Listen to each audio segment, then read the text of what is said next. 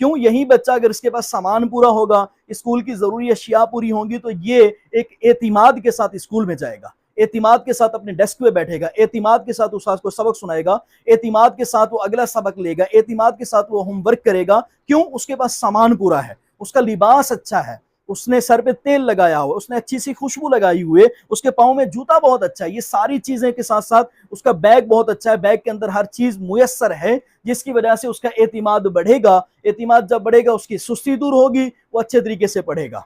वगरना कौन सा बच्चा कितनी देर तक, कब तक दूसरों से मांगता रहे, मुझे आज कलम दे दो, मुझे स्याही दे दो, मुझे कागज दे दो, मुझे ये दे दो, वो दे दोगे। इस तरीके से अगर ये चलता रहे तो एक वक्त आएगा बच्चा दिल बर्दाश्ता हो जाएगा। हर बार मैं चीजें मांगते रहता हूँ, घर वाले पूरी नहीं करते। उस्ताद को भी चाहिए ऐसे बच्चे जो बार बार मांगते हैं, सामान पूरा नहीं है, प्रिंसिपल के थ्रू उनके पेरेंट्स से राब्ता करें और कहे कि बच्चे का सामान पूरा करो भाई, ये लाजमी है, ताकि बच्चा जो है वो आगे अच्छे तरीके से निकल सके।